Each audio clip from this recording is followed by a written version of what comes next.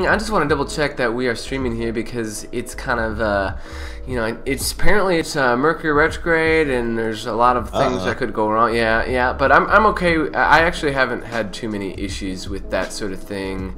They're just really small, really tiny, small things that I'm like, this could happen anytime. So, anyways, let's see. Okay, cool. We're live. Sweet. What's going on, guys? I'm here with Josh Billions, not to be confused with the other guy who does, if you go to joshbillions.com, that is not Josh, that is not the real one. The real one's right here. Way cooler, has way better jokes. Way more live, not a pen name by some... not a made-up BS kind of dealio. This is the real thing, straight out of the womb. That was his name. He's got it. He's got it branded on his ass. We might show that later, but we probably won't. But yeah. Okay. So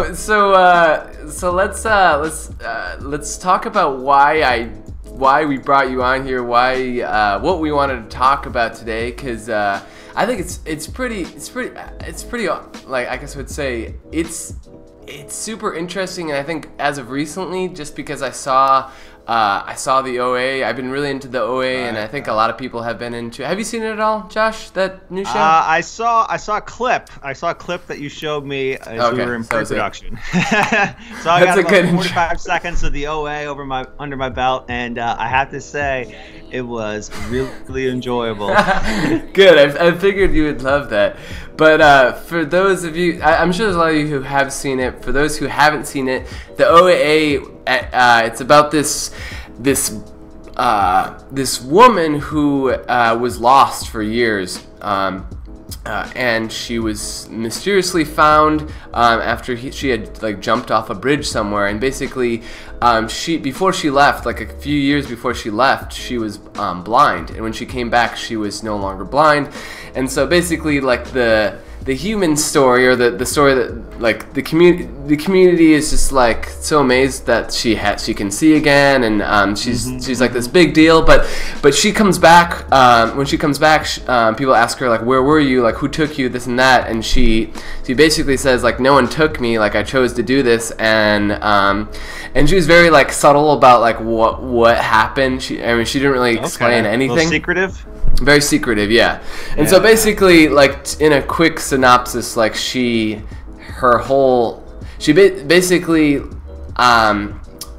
has died multiple times, and had past life, or had I guess out of body, or like past life experiences, and then came back to life multiple times. And so she's had these kind of, so basically she through these experiences, she discovered that there's these movements, that it's her mission to bring these movements to Earth, and through these movements they would transform the world. And very intrigued. Right. Cut this short. Have a little Netflix binge. Yeah, no, seriously, I highly recommend it. It's just entertaining to begin with. You know, it's a Netflix original. All right. I'm in. Yeah, no, it's really awesome. And so, anyways, I'm watching these guys they start doing these movements, and I'm just like, oh my god, like, this is what Josh does. This is exactly what Josh does, and like, I don't see any difference between this and that, and it's so cool. It's cool, like, the whole purpose behind it too is like also like equally interesting to me, you know, in terms of what you do, or what you've explained to me. So just to give you guys that are listening like a brief introduction, Josh, he's someone I've known for a couple years, or well, I don't know, probably like, when did we meet? Like 6, 7 Comedy years ago? Sports we met. Comedy Sports 101. That would have been Improv. In 2000, and was it? I think it would have been winter in 2008. Towards the end of 2008, maybe still fall, but well played. Yes. Yeah. That sounds about right. So like almost 10 years ago, which definitely seems about right. Yeah. It's crazy. So great years ago. Yeah, so we basically connected, and like through improv, and then like we quickly realized that we had very similar interests. I guess I would say, like, in spirituality, and just like maximizing our life's potential, I guess you could say. Just being, when it's convenient, being overall awesome, and lots of other things, but those are a couple of things. And so basically, Josh, over the period of time, I think I guess I would say like our relationship has been very much. There are a lot of like kind of experimental, explorative kind of like exploring like the realms of like what is possible in this world, and like in terms of like consciousness and energy, and like we've always kind of like we've had interesting dialogues and experiences with that. And I know for you're probably one of the, I guess I would say one of the very rare individuals that I've met in my life that is extremely committed to what you believe in the principles that you. Okay. That kind of commitment. Okay. Yeah, that kind of commitment. Yeah. You're like, ooh, I'm not committed to shit. no, I'm just kidding. But it's the principles that you stand by, which is, I guess I want to say like there's a sense of effortlessness that you commit to. Yeah. There's a sense of flow that you commit to. There's a sense of like you commit to your gut and intuition more than anyone else, to the extremes of like, I just don't care what's going on in my outer reality. What matters is what's going on inside me, which is like very difficult in this world. Very difficult to stick to, and requires practice. So so we can talk, and I feel like I can be done with this, or like so I can feel like so I can actually focus on talking to you, because I want to at least set like the baseline of what you are, what you bring. Right. So you over a couple of years started to experience these movements, or these I guess I would say words and phrases, or not words and phrases, sounds. Do you want to hear like the story? Yeah, definitely. Okay. I do want to hear the story. So it is summer 2010. For whatever reason, I got inspired to start meditating consistently. So like every night I would meditate for 15 minutes. I don't know how that happened. It just became something I did. It wasn't like I didn't write it down as a goal. It just happened. And I just went with it for as long as it felt good. And during that process, I was laying down. It's summer. I'm in my bed, and like, so my elbow's like on the bed, and it's kind of like, it's just sort of start moving itself. Like it has its own little natural flow, and it feels really good. So I'm just allowing it. I'm just like, all right, yeah, cool. Maybe my muscles just unwinding or something like that. But then like it like started expanding, and it's like it would brush against my chest. And it was summer on, so I didn't have a shirt on, and so it was like I felt like whatever I was connecting with was like caressing me, and it was like this very loving energy. So I was like totally down with that, and so I just went with it and would have these experiences through my body moving itself. And as time went on, that sort of evolved into more. I eventually got comfortable doing it in front of other people. I had this law of attraction group, which I'd only had for like 6-7 months at that time, but I started allowing myself to do those movements, during groups, sometimes in front of strangers, but I was comfortable with most of the people there. And then from there, it just eventually turned into sounds, and I started making like I can't even go back and make some of the old sounds, but but those things like woo were not uncommon, but it would sound kind of like a bird call or something like that. Right. I mean, so it was very I would say objectively strange, but it's not really strange like when I guess when you got a personality where it's just like, all right, whatever, like they're just like laid back. I try to control as little as possible, and when I do try to control things, it's usually not that fruitful. So I'm just like, all right, let's just go with the flow with this. Right. And so then that developed again advanced things. I started making all sorts of animal noises, and it just felt like appropriate. It felt like I was allowing myself to communicate on a very primal level with like grunts and tones and all things that existed before we had words with meaning.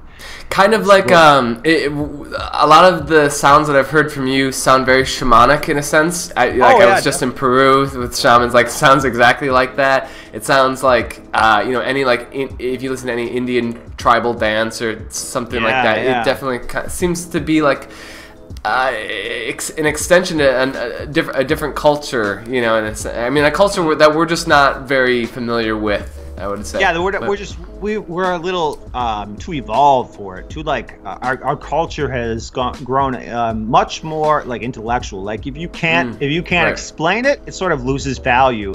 Sure, exactly. In a lot of Western culture, and with this stuff, I can't really explain much of it. Like I can explain that it feels good. I can explain that it seems to have positive effects when I do it, both for me and whoever I'm doing it with. Or, you know, if I'm working with a healing on someone. And but yeah, it's just I like to say that you know you've got like clairsentience and claircognizance and clairvoyance and all those things for the psychic senses. I like to say that I have a clairignorance. I like that. I have no idea how I know what I know. I do have an idea. I just tune in to something. I'm just like tuning in. I'm just using my focus in a particular way. The same muscle memory almost. It's like a muscle memory for my focus, and I tune it in a direction. It's not really a direction, but it's I just tune. I know how to tune it there, and so I tune it there, wherever there is, and then I start flowing and connecting and making sounds and moving my body and like my posture changes and all these really cool things. And it's effortless, interesting, which I enjoy. Yeah, that sounds interesting. There's a couple questions I want to ask regarding that, but I want to step back a second because you did say like you're just like like it has given positive benefits for people that you've worked on. What kind of things have you experienced in terms of like I guess like what I assume people have? Well, I'm curious. Have people come to you saying, "Hey, I have this issue or I have this problem, like physical, mental, emotional, spiritual? Can you help me?" Has that happened? Or I guess like what has happened? So the first time that I did this, it used to be for many years, for probably about 5 years. It was just something cool that I could experience that didn't really benefit a lot of other people. It was just kind of like, it wasn't even really a party trick because like it wasn't that impressive. I couldn't really do anything with it. I was like, hey, look, I can make myself feel good. But then people would resonate with it. So it was something that some people would witness in me and resonate with it and be like, oh yeah, I can really feel like when you move that, I felt it here. And like, so it was something that some people could connect with on certain levels. And I was working with someone and I went over to do some life coaching with her, and I was just doing my movements, flowing however I flow and getting connected, and she was really resonated with it. And before we could even start the session, she was asking me all sorts of questions, and then like somehow I kind of like spontaneously, because she was so curious with it, instead of like tuning my own energy with the movements, I started working like with her energy and kind of like tapping different points in her body, and it was like there was this instant resonance, and it's like I felt the asking of her flowing through me, and I felt super focused and super in tune, and we had this like spontaneous healing session. And she was someone who at the time was in a lot of pain and was like literally on like prescription morphine, like would do a morphine drip like every, well, I don't know how often, but it was whenever she needed to not feel the pain or something. Right. And so when we were together, it's like the pain would just like be soothed out of her. It was like the sounds I was making, she said, sounded so familiar. It was like going home. And I'm just like, and I'm just doing this, and it's the way that it works for me is kind of like I know like a half second before I make a sound what sound I'm gonna make, and that's like only when I'm paying attention. Now I don't even pay attention, I just make the sounds. But there it was like I was kind of like learning to do it for the first time, and I was like and it was kind of like in my head, it's like my mind was my eyes, my third eye or my eyes were like pointing in a certain direction, and I was like kind of guiding me with what sound to make. And so I just like made the sounds, and I did hands-on healing, which was like, you know, I was activated or whatnot, and Reiki 1, 2, and 3, but it was just like, so I had like this latent skills that I could kind of tap into, and I just sort of flowed that in, letting my hands go where they want to go, letting them do the movements they were doing, tapping where they're tapping, And I worked several sessions with her, and it was really cool in the sense that we could like really we were going like higher and higher each time, but it was kind of like it was like too much for her, because there was sort of a gap between what we were able to achieve together and what she was able to achieve on her own, and it got to the point where it was like it was almost like too painful of a gap, and I realized that there was something needed to change and needed to be more interactive, where she's doing more, or where it's something so there's not this huge gap between what we can achieve together and what she can achieve on her own. So you're saying that it got to a point where she had to actually like take action and make change for her, like I guess like my question is like, at that point did she have the tools, like through these sessions she had the tools and now she had to use them,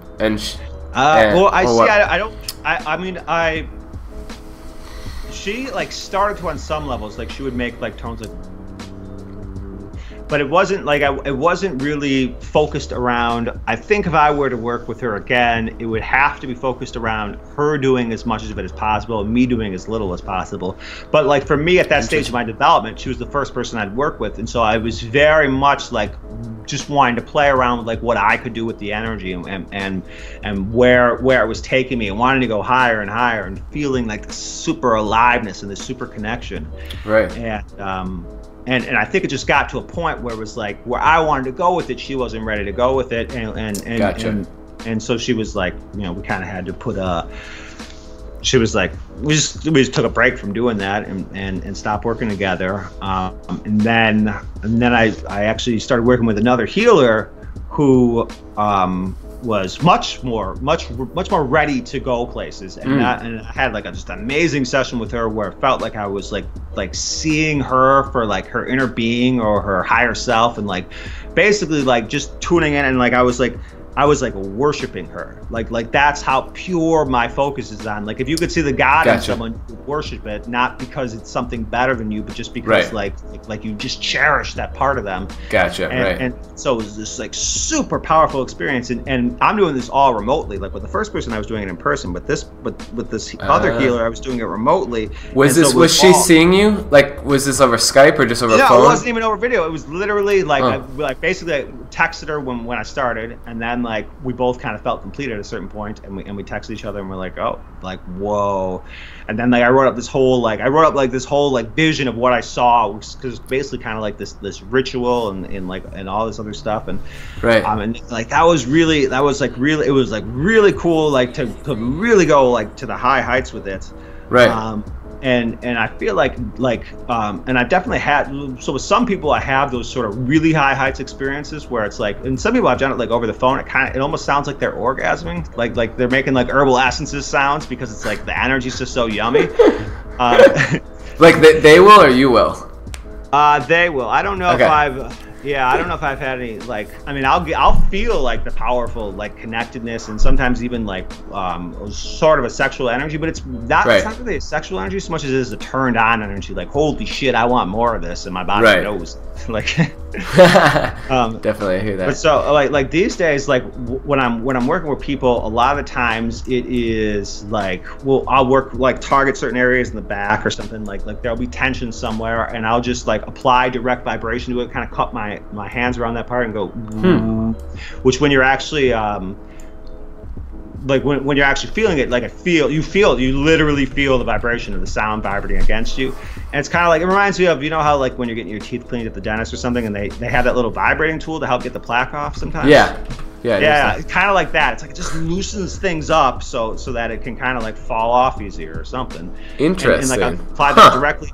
But lately it's gotten to this point where it's almost like it's kind of a coaching session built in, because like we'll associate where the tension is with with like different things going on, and kind of like what the energy feels like, and so it's like it's much more of a like here's what your body's telling you, or here's what I'm picking up from your body.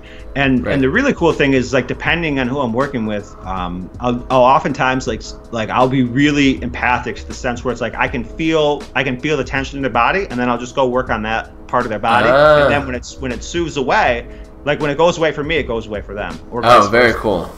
Interesting. So it's like I'll just like know exactly where to go with all it, and it's really cool to have that unfold, because it's just like you're so in tune with someone. It's like you can feel what they feel. Right.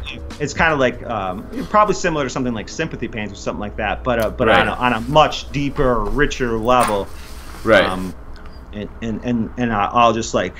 And sometimes I'm curious, like, is it me or is it them? Because like sometimes I'll experience tension like in the back of my neck, where I get it a lot from me. But it's like, well, I wasn't feeling it 2 seconds ago, so maybe they're feeling it too. Right. And it just like learning to trust that, the very subtle signal that I'm receiving and responding to is accurate and worthwhile and worth following. Right. And I was at a party, like it was like a Diwali party for like an Indian festival of light or something along those lines, and I was working on someone there, and it was like she like something fell on her foot or something, and so her foot was hurting, and I was like, well, let's do a little healing session. We were gonna go like off into the bedroom or something to do it, but for whatever reason, like there was a chair right there, so we just did it in that chair, and so I start like doing my. Like I just started tuning in and making all these sounds, and all of a sudden it's like everybody falls silent and just looks in my direction. But I become so practiced in just allowing this that that didn't really matter. I just allowed the flow. Oh, that's great. And it was like and there was like so many, like it was like really. I was able to determine, like, so she like had like a pain in her hip or something, or a tension in her hip after we worked on the foot, and I was able to like okay, I was like, okay, it's a this motion, it's a this motion. Then I was able to interpret that motion, and it was like, okay. It's like this motion's kind of what you make, like if there was something protruding in your hallway or something, and you didn't get rid of that something, so you just learn to walk around with it, you might go like this as you're walking down the hallway, so that you don't hit your head on whatever's protruding down. And it kind of and it really resonated with her that there was like something in her life that she was just working around or moving around instead of like correcting what it was. She kind of was learning to live with it, and it was sort of like that. Maybe things didn't need to be as hard as she thought they had to be, and maybe they could be a hell of a lot easier, and maybe she and we all are a lot worthier than we know, and that it's sometimes we think we have to go out there and accomplish something to like earn our worthiness, but we don't, because it's just it's inherent, it's intrinsic, and once we own it, then there's no like once we own it, we have it. Like it doesn't matter if you deserve to own whatever you have. If you own it and you paid for it in full, it's yours. And you can do basically whatever you want with it. And that's kind of like what it is with owning worthiness. Like once you own that worthiness and you know you're worth something, when you get less than that, you don't stand for it. You just well, like what the hell fuck is this? Right, exactly. Did you say that this was manifesting in her foot? Is that what you said? That she's had foot pain? Well, she had something fall on her foot, and then I worked on her foot, and then after that, I asked her if sometimes I'll ask people, is there any other part of your body that's still calling? And she's like, she was feeling something in her hip. So it was something in her hip, and then like as I was, so like, gotcha. The body kind of knows, like whatever pain or pressure is present, like the body knows how to unwind that. So like I'll just sort of tune into that and unwind it, and my body will just start moving accordingly and kind of show the motion body would take, and then from that motion I was able to like infer like a greater meaning of like there's something hanging down there in that hallway, and you got to go past it a lot, and so you kind of like have to. It's like that's fascinating. Live with something. That leads me to my question. Have you been able to? I know you've kind of mentioned it already, but like, and you just kind of mentioned it now, but like, have you been able to? I guess like have you been able to understand more of the language that you're receiving, like on a I guess like in what other ways have you like been able to kind of like pick up like translate the language that has come through you? So I guess like there's just sort of a so at some point I'll talk like sort of in tongues a lot, or like I'll talk in a language I don't understand. I'll say words that don't have any meaning to me, and I kind of like it that way, because if I don't know the meaning, then I can't like I can't censor it, I can't filter it. Like nobody's gonna offend it if I'm like which is not what I sound like, but that was me mocking it. Right. It's almost like that aspect of you know, like quantum physics, where if you look at it, it changes. So when whenever you define something, it changes, and so not having that access to that can be super useful, but incredibly. Yeah, you just have to have so much faith and trust that like something's actually happening. Yeah. Right, and you gotta not control it and not like. So I think like if me and my current incarnation knew exactly what I was saying, I would edit it. I would say different things. I'd be like, whoa, I don't want that to come across. I mean, but maybe not, because if I'm the only one who understands with it, maybe I'd be like totally down with saying it. I did have a thing once where I was just speaking in tongues or gibberish or whatever you want to call it, and then I like translated it, and I was like, ooh, that's legitimately what it felt like, and it was just like a sentence or two, but yeah, so there was that energy of or like I recently had a kind of a breakthrough about maybe a month or two back, where it was like sometimes I would say something over and over again, like rah rah rah, like it doesn't quite sound like that because I'm just imitating it and not really doing it. So I can feel the offness of me trying to reproduce it. I should probably just tune in it, but I don't know if I can get that on command. So I'm just gonna imitate and flatter for now. But I realized that I was actually like, it was like saying the name of a guide or saying the name of a god, and that it was like invoking a power, and that I was actually invoking a power, because a lot of times like what I'll do, like I'll talk like in tongues when I'm like around an energy I don't want to be around, or thinking a thought I don't want to be around, and I kind of want to like break that pattern, and I'll just talk in that way as if it's a way to like vent about it without actually activating it. And that's more like for like a thought induced thing. Like other times, like if I'm just exposed to, like sometimes I'll be out in the cold or be around something I don't want or don't like, and I'll just bark at it, like like literally just like a dog. And that still, like I can tell the difference between when I'm just doing it and when I'm really like it's coming, it's like flowing through me. What is that doing for you? But then other times, like I'll be what's that? What is that doing for you though? Or like, I guess like I think it is honoring my relationship with that in the moment. It's a very honest response to it. It's not evolved or cultured or anything like that. I'm like really just fully expressing how I feel about that bitter goddamn cold. That's great. I love that. And it's kind of cool because like, so it started with the beginning. I think it started with barking at the cold, and then like I went to Hawaii one spring and I came back and it was cold, and I was just like, I just started barking at it. There was no other way for me to process that response, and then I would start like rowing at things, like I wouldn't like. It's like it was another not like response. So it like started with not likes, but then eventually I got into like I kind of make this horse's whinny sound, like and that was like a much more like it was almost like a chuckle, like a vibrational chuckle. It was like I wasn't against something, and I was almost amused by something. It was like a release of energy in some way. And then like my latest evolution is like I kind of like howl at the moon, like ow ow ow, which I was able to. I think it's because I'm so practiced in that, because it's kind of my predominant one these days. I can like actually like ow ow ow. Like I'm not reproducing it. I'm actually invoking that energy that causes it. And what is that? What is that energy for you? To me, it feels like real powerful self-expression, like being heard, like connecting. So it's like a wolf would do that to connect with like their tribe, or like to point at them or something like that. And it feels like really calling on that greater connection and really like invoking it. And like, well, I'll get excited and I'll just be in the shower or be anywhere I'll allow it. I might allow it when I'm grocery shopping, depending on the grocer.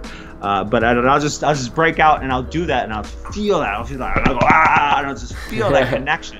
Yes, that's you know, and a lot of this like really like I've been getting into more. I know I was talking about neurosemantics a little bit, or like NLP. I mean, it's very much about getting your neurology and your physiology, merging your neurology and physiology, like what's going on in your mind with what's going on in your body, and then evoking I guess I would say a very powerful meaning that drives you. I guess I would say drives your energy essentially, or just moves you in a new way. Like I guess brings you life in a particular way. And this really, a lot of this, what you're saying is like very much that, you know, and it's cool how you're coming at it from a very different, very much an energy-based perspective, more of a subtle energy-based perspective. Much like, because neurosemantics is very much about, it's very, very mental, I guess I want to say, very much thinking your way through the process of getting there, and but focusing on asking questions so that you can access emotional states, you know. So I mean, like, in that sense, right. So it's not all mental, but I mean, it does start at a mental point, which is great, which makes it very like grounded and applicable for a larger audience. But for you, you seem to be accessing it through, you know, your what is showing how you feel, you know, how the subtle feelings that you've attuned over a long period of time have gotten to know and be able to access, just because you're, I guess I want to say from my perspective is that you've kind of been able to like create contrast between these different subtle energies and be like, oh, that's different. Let's tune into that. Let me zoom into that. Okay, that's and then let that express itself as you focus more into it. Would that be? Let me explain it, because the best, really what it is like feeling an impulse and then allowing that impulse. Okay. So like I would say that I don't know how common this is, but like when I'm engaged in sexual intercourse, I will often like I feel an impulse to do certain things, and I'll just like follow through on that impulse. I feel like, you know, do this, do that, change positions, do all these other things, and like when I'm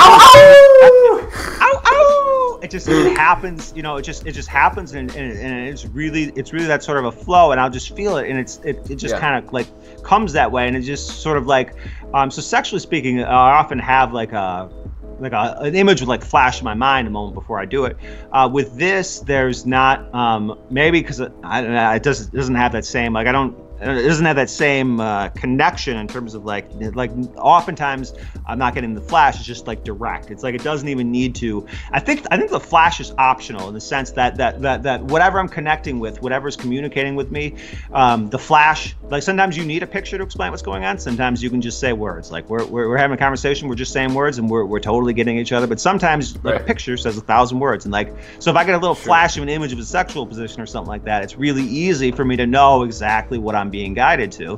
Gotcha. And so with the following of the impulses, it's very much like that. It's like you know, you hear music and you start tapping your toe. It's just like you feel like moving that certain way. Or like I would say kids a lot of times. Have you ever seen like kids like playing with like unbridled play where they're just like just running over like they're being this expression of joy, which is totally like, if we didn't understand it as joy, we would think it was lunacy or something along those lines. Like absolutely. Like what makes me think what you're talking about is like for me it's like I really enjoy like I have like fewer friends, but they're all much closer, you know, and I like that because I can be as weird and, you know, I just can be weird and just express myself in whatever way I want.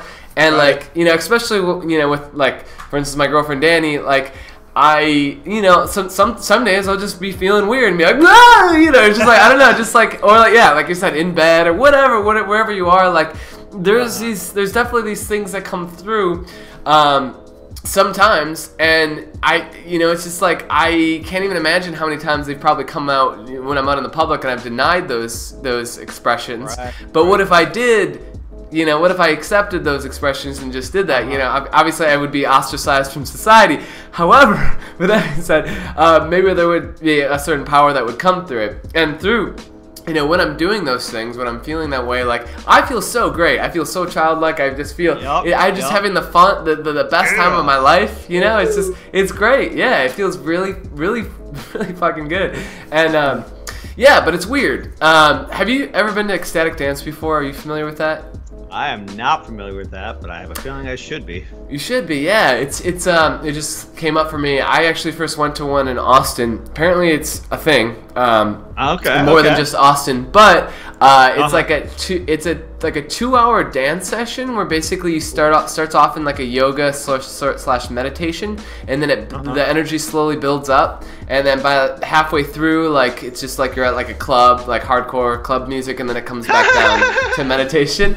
So it's really great, but like it's really the whole idea is that just move your body in whatever way you want and really express yourself that way. And when the first couple times I went, I was like, this is so like necessary. Like I need this so much, and I haven't been there in a while, so I'm wanting that. But it was just like having the ability to like just really move around and like for the permission to express your body and yourself in any way you want, and it not being weird was very cool. You know. Definitely, yeah. I've actually hosted something not nearly as fun sounding as that. Well, close to fun, but it would. I just call that inspired movement, and I would just have it be where it would be like 5 or 6 of us, and we would just be like kind of running around, allowing our bodies to move however they wanted to move, and it was so crazy, like some of the insights that could be gained from just allowing that process. I remember one time there was this chair, and it was like it had like arms on it. They were pretty sturdy, and I got the inspired impulse to like jump up and put my feet on both arms. So I'm balanced on both arms at the top of the chair, and I'm like in this kind of like exuberant pose.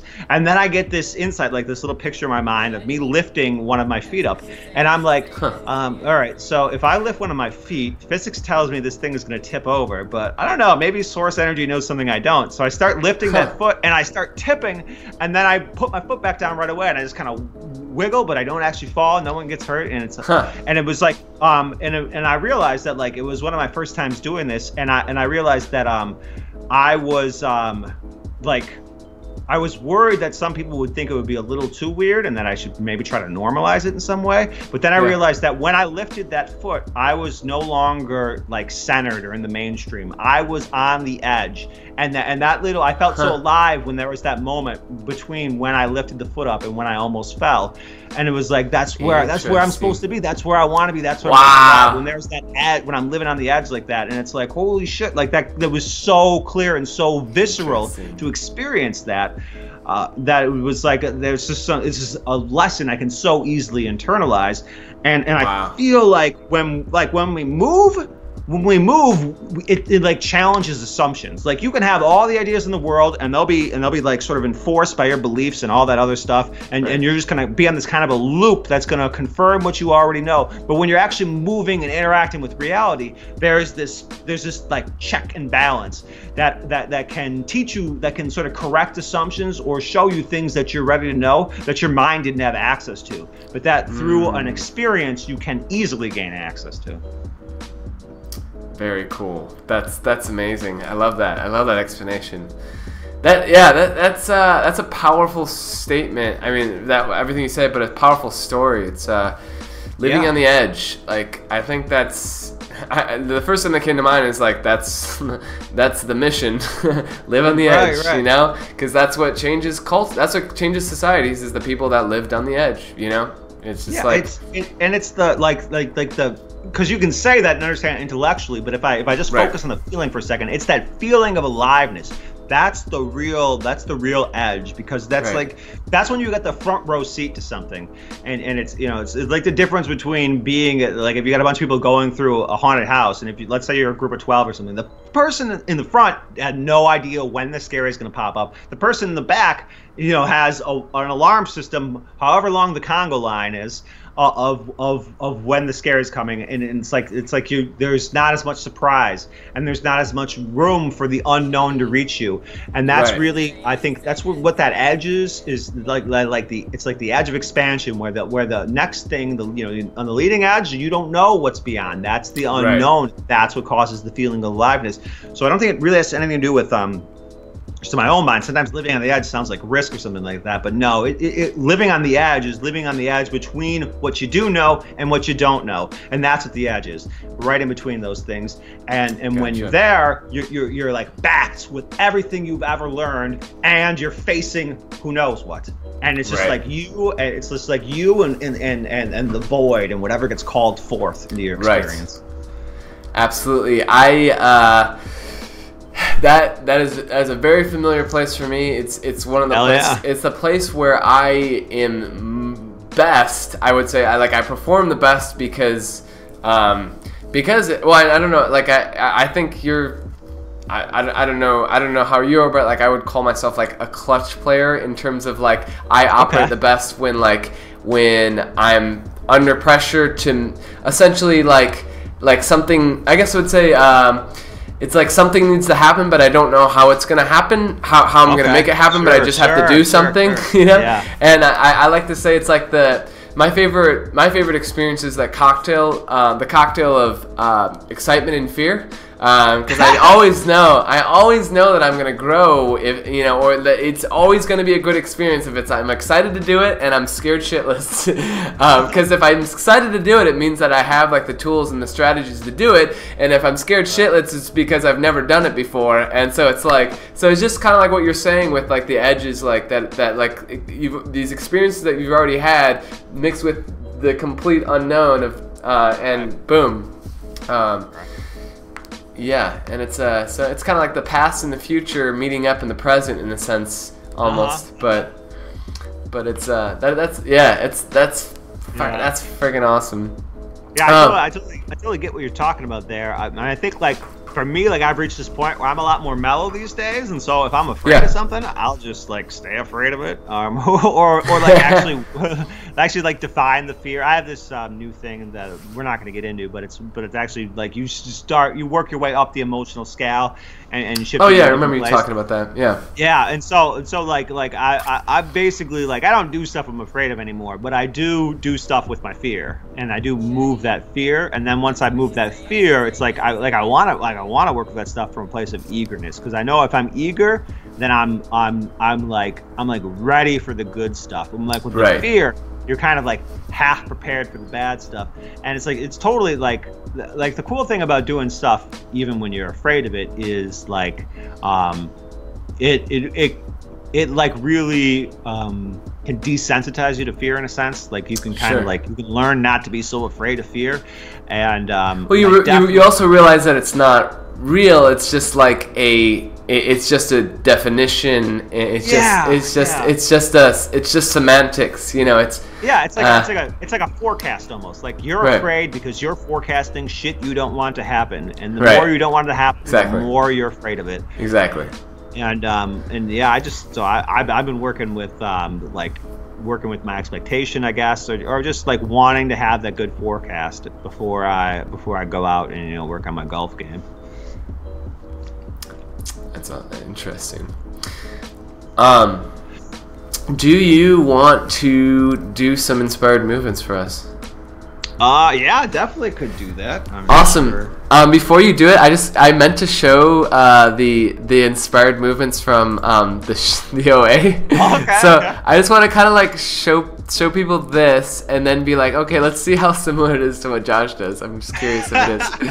So here is the OA, just like a little segment from the OA that I'm playing right now, and they're actually locked in a cage. They're all trapped in a cage. They've all been kidnapped, yeah. But interesting enough.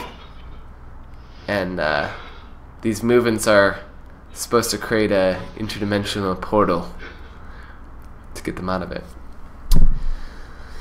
So there they are.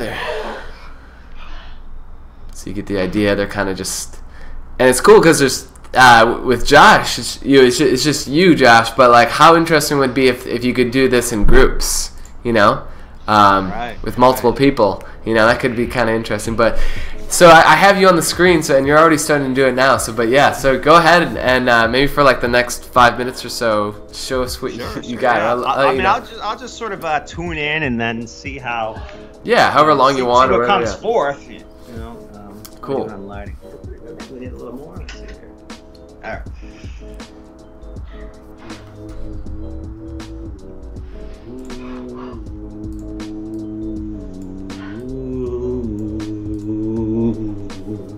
Wow.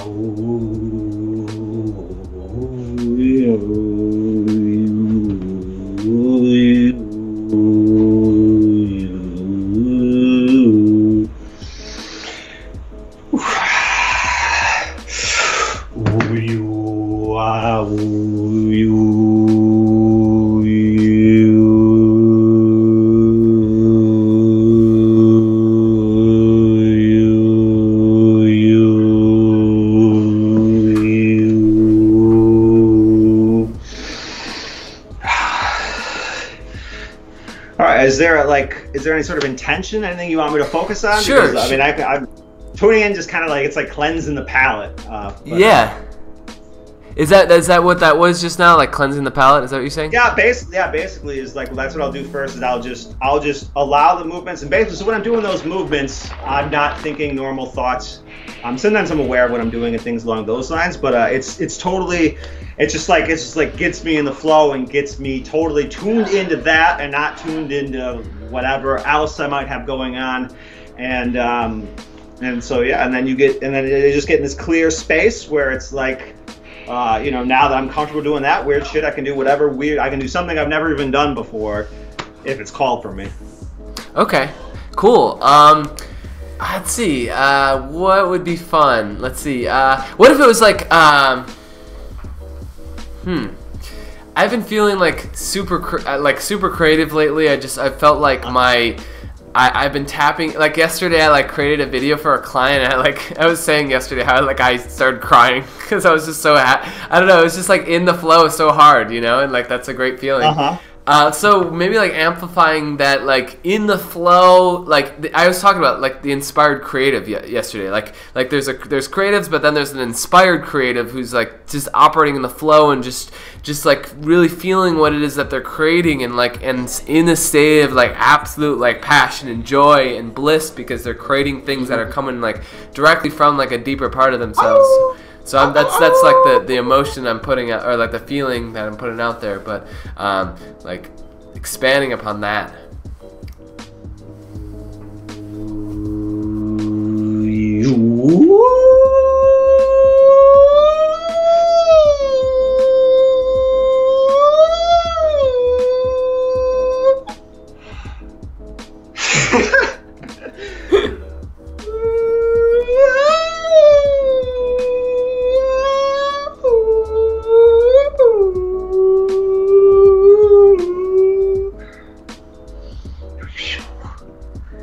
So the reason why I laughed is I recognized something in my motion that was very similar to something you played in the clip.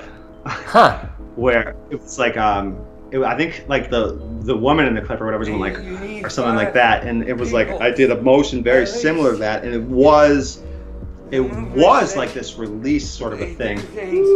Interesting. So I mean, I felt in verbalizing that, I felt a little pitching off in the back of my neck. I'm intellectualizing it a little too much, which is kind of like takes away from a little bit from the flavor and the purity of it.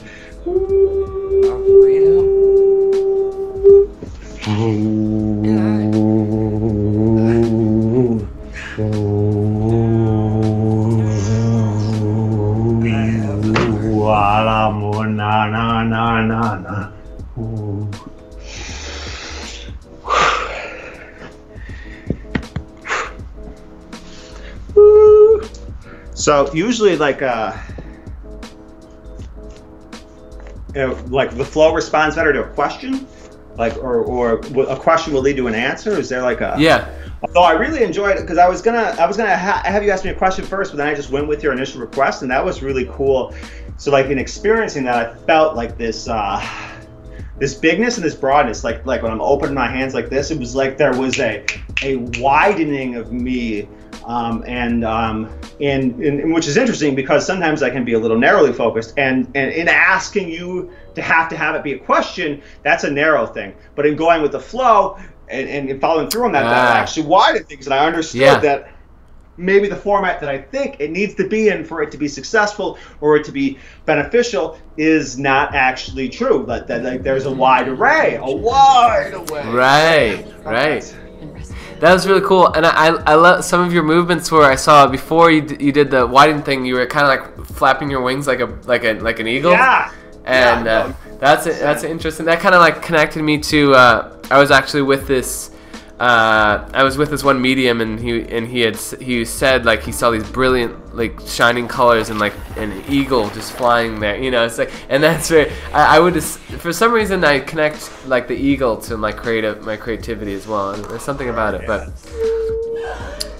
yeah, I definitely find bird-like movements have been a part of, like, the very first sounds I made sounded like a cross between like a bird call and like an Indian war cry, and it was very, and like I would like almost like move my neck like this, like a kind of like a bird, like in how they walked, or similar to like an old football player, Merton Hanks, who would do a dance like that. But it's very much because I think it's got hugely to do with along the spine, like because you know, that's where the chakras are. That's like the sort of the center of our energy. That's so much gets communicated through our nervous system, through the spine. You get paralyzed if you sever your spine. And so like a lot of times the movement is to help loosen up the spine, because really that's all. It's like all you got to do to get a better connection is to kind of like clean off your antenna a little, get some of that gunk off there, so you have a clearer channel, and that's like. That I think is what a lot of the movement is. It's simply cleaning off your channel, you know, changing your tuner, like, because how you orient your body, like your posture says so much about what you're ready to receive and what, you know. So like somebody who's really into something like leans forward like this, like, whoa, and then like somebody's talking about something you want nothing to do with, you'd be like way back like this, right? And it's like there's so much. There's so much that our posture indicates and when you're in a different posture, you have access to different thoughts. It's not like posture's just like some hidden body language that reveals some information about you. Your posture actually determines what thoughts you have access to in any given moment. So, like, you know, that's what I tell depressed people: get moving, go run around, go do something, lift some weights, something like that. Because when you get that movement going, like you carry yourself differently, you oxygenate. It's like you have a reason to live. Like a reason to move is a reason to live. Right. And I think that's one of the cool things about inspired movement is that like it connects you with movement without having a reason to.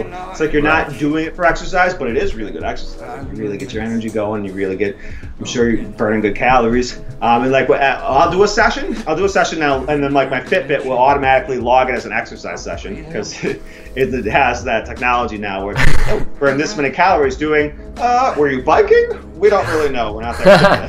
Inspired movement isn't on here. Win. Total win. Did you, I'm sorry, I kind of missed that last part. Did you say do you want to do a session, or when you do a session? Is that what you said? When you do a session, you track your Fitbit? When I do a session. When I do a session, I have my Fitbit on all the time. Yeah. Shower. Okay. Session in the shower, which is personal. You don't get to hear what. No, I'm just kidding. Yeah, I really like that concept of like just having a reason to move, and I noticed that like in terms of my creativity, it's so important for me to be up and moving around. Like I've noticed that like when I sit down and try to brainstorm things, like I can brainstorm things, but it's just not as effective. But when as it's not as effective as when I'm like up, moving around, and like, you know, talking it out, and just literally just be like, okay, let's walk it. And that's something I developed, or like I started doing webcam journaling, just because like I discovered that just by talking things out, like just by moving my voice, you know, my like literally moving words through my mouth helped me to clarify what I really meant and what I really wanted or what I really needed, you know. And the same thing with brainstorming, so just anything creative, just moving around is just like makes a huge difference. Even like getting up in the morning and going for a run, or just moving your body in the morning, like it's like suddenly it's like, oh, I don't need caffeine actually. I was just using that as an excuse, you know, like to do it in a different way. But it's very cool. And like what you were kind of saying before too, it reminds me of, you know, Tony Robbins has these incantations. Incantations. talks all the time about how your physiology, but like standing in a particular way, like has a huge impact on how you feel, and then how you express your being. You know, that can be the difference between you looking confident and you looking weak just by how you stand. Right, and not only how you're looking, but how you're behaving. How you're behaving, right? Even that's even better. Yeah, absolutely. That's phenomenal. So that's really cool. So I guess to kind of like wrap this up, one of my last questions for you is like, do you feel like when I went to Peru, I felt like the people there like were very connected with the earth, very connected with the energy that they lived on, the land that they lived on. You know, they were interconnected with that. Like, do you feel like these movements are like connecting you with like the earth, or like this, I guess, like this greater energy that like if we were in the flow with, you know, we'd operate? It definitely feels like I'm connecting with what I would call it source energy. Like there's, because like through the movement, things that I might have resistance to understanding otherwise, or I might have beliefs that would block me from understanding, through the movement I can like literally feel and access like a new level of understanding. It's like I can connect with people in ways that my classical training as a human being doesn't prepare me for. And it's like just and I feel like a lot of the times I'm just like going through life, and I'm seeing other people, and maybe I'm just like I'm just not really connecting with them, because my movement is functional. Like I'm moving for a purpose, and my movement is to take me places and do things, just going through the grocery store or whatever, But other times I'll be like in a good mood, I'll be smiling at people. But I feel like when you allow this sort of inspired movement, like it naturally draws attention to you. It naturally opens people up to silliness and to play, and you, like it's sort of like you're saying it's okay to like break the social norms and just be. I got lost. They were too big. And I felt myself go under, and it got so dark and black and cold, and then suddenly I was outside of my body. The dial-up. Connecting to AOL. That's great. Yeah, and even now, even just from doing those movements, I know like I have a much higher level of connection than I did prior to that. It's almost like a warm-up before a workout or something like that. It's like I'm just primed and ready to go. It's like I've already tuned into that, like. It's like I go over to somebody and I start having a conversation with them at the party, and then like, oh, I got to go over here and do this, and then it's like, well, because I had that conversation and it wasn't finished, they might come and talk to me, and it's kind of like that. I've activated it, and now like the powers that have been activated will continue seeking me out until there's a completion of that. Right. So basically, what I'm getting is that you're tapping into basically the core essence of what we all ultimately want, which is connection. We want to feel connected, and like, and so like through this, you're connecting with your inner being, yourself, and through that connection with yourself, or I guess your inner being, source, whatever that is, through that connection, you're able to connect with everything else, because it's all an extension of that. Would you say that this is all like absolutely. Everything else is an extension? Yeah, it's almost like there's like here's one way to look. Like if there were alternate realities, in one reality something's like all kind of messed up a little, like things went wrong, so to speak, and there's a problem that needs solving, and then they're like, well, what if you could tune into that reality where everything was unfolding like as desired, like 100% of that reality was built around your desire, and so like you tune into that reality, and that's telling a much different story than the reality that's creating the desire, the reality that's going through the chaos and through the uncertainty. And so it's sort of like having a blueprint of like knowing how to relate or how to treat someone or something based on that connection. It's like almost reminds me of that one Star Wars, like the second of the newer Star Wars movies, where it's like the old, like the Spock and Kirk aren't friends yet, and the old Spock is telling them that they will be friends or something like that. It's like helping connect with how things are going to be, like so even though Spock is quick to dismiss Kirk and not Kirk, they're even though he's quick to dismiss him, like his older, wiser self tells him that maybe maybe what you're dismissing is more important than you know. And then once you have that from a source that you trust, then it's much easier to change your mind. Like maybe there is something here that I'm not seeing yet, and maybe I will. Maybe I'll start treating it differently so I can be open to seeing it. Yeah. Of the Netflix I love that. series called The Away. That's wonderful. I think that if we all started looking and seeing and just being open to things that we don't understand, like we would probably probably discover a lot of things. And I think it's nothing that hasn't happened in the past. I think that like a lot of the amazing things that we have now were as a result of discoveries in terms of people being open to the unknown or what they don't understand. So that's really wonderful. Thanks so much, Josh, for coming on. If you guys are interested in this or resonate with this, go to joshuabillings.com and look up Josh. He does life coaching. He does he does the inspired movement. What other things do you do? I mean, right now, like I'm like sometimes I find it hard to describe what I do, so I just say right. So right now, I think there's something on there about my life coaching or about some like what I was talking about earlier about how like inner goddess work, where it's like I see the divine in you and help like bring that out. But yeah, it's pretty much like I mean, if you go on there, check out the blog. That's what you'll see on the main page. You'll see some of my more recent writing and just like a poke around. But you know, I'm not sharing as much as I should be. Like if you want to know more about me, watch this again maybe, or stay tuned to some of the stuff that's coming out in the future. So I got some pretty cool projects in the work. Story of her capture. I could do. So I got a podcast going on. Coming in soon. Yeah. Peter might be definitely doing some guest appearances on there, or maybe even become like a regular guest host. Who knows? Heck yeah. And that's going to be on. So that's going to be on the Inspired Movement channel or a different channel. Well, it's going to be. I think it's going to be a legit podcast, unless I decide. Sweet.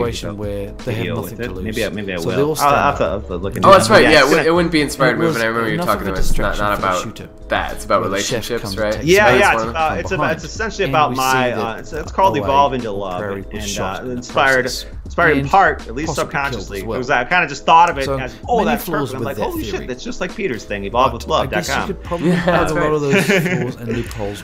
So yeah, but it's about the journey from. So I was in a relationship for 6 years, and it was a great relationship for the time, sort of.